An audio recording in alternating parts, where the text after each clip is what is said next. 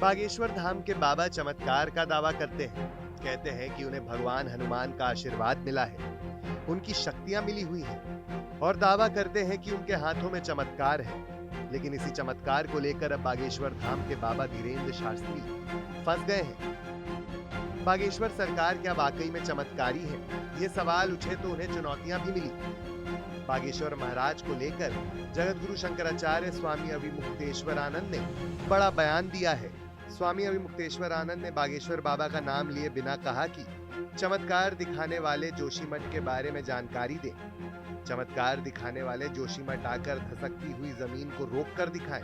चमत्कार दिखाने वाले जिन मकानों में दरार आ गई है उनके बारे में बताएं। जो धर्मांतरण कराने वाले लोग हैं वो भी इसके लिए नहीं करा रहे हैं कि लोग धार्मिक रूप से ऊंचे उठ जाएं। उनका भी उद्देश्य राजनीतिक है। वो पूरे विश्व में अपना राज्य स्थापित करने के लिए अपनी संख्या बढ़ा रहे हैं, क्योंकि आजकल संख्या का महत्व हो गया है राजनीति में।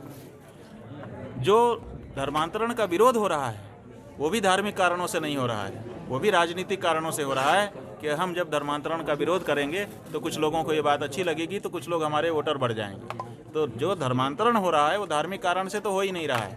धर्मांतरण कराने वाले भी राजनीतिक हैं और धर्मांतरण को रोकने की बात करने वाले भी राजनीतिक हैं।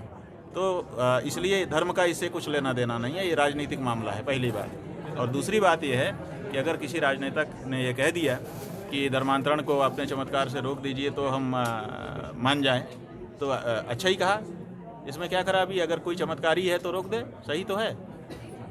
चमत्कार इस क्षेत्र में दिखाओ ना, वही तो हम कह रहे हैं कि अगर आपके पास ऐसी कोई अलौकिक शक्तियाँ आ गई हैं जिनसे आप जादूगर की तरह से जादू की छड़ी घुमा करके कुछ कर सकते हैं अचानक, तो आप कर दीजिए।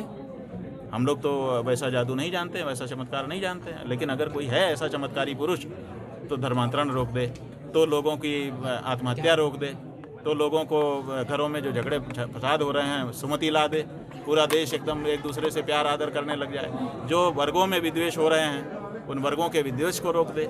ऐसा कुछ जनता और राष्ट्र के लिए उपयोगी चमत्कार करके कोई दिखाए तो हम उसको चमत्कारी पुरुष कह सकते हैं। ये अगर किसी ने कहा तो ठीक ही कहा कि ये करके दिखाओ तो हम माने।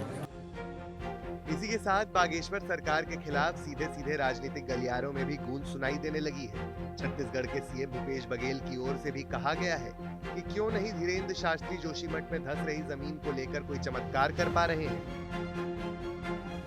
तो सिद्धियां हैं, इससे आप जो साधना क्षेत्र में सिद्धियां प्राप्त कर सकते हैं, लेकिन इसको चमत्कार दिखाना नहीं चाहिए। ये जादूगरों का काम है,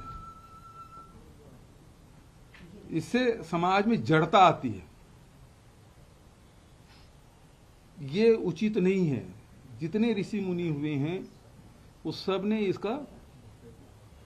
इसको रोका है कि इस प्रकार से चमत्कार नहीं दिखाना चाहिए, सिद्धियों का प्रयोग नहीं करना चाहिए। तो वही मैं कहना चाहूंगा, सिद्धियां हैं, इसमें कोई शक नहीं है। धीरेन्द्र शास्त्री के दरबार में भक्तों की भीड़ होती है। लोग अपनी समस्याएं लेकर पहुंचते हैं और बाबा ताल ठोककर चमत्कार का दावा करते हैं। वैसे धीरेन्द्र शास्त्री को पहली बार चुनौती नागपुर के अंधश्रद्धा निर्मूलन समिति के संयोजक श्याम मानव ने दी थी। अब श्याम मानव को धमकियां मिल रही हैं, लेकिन अब भी वो अपनी चुनौती पर कायम है।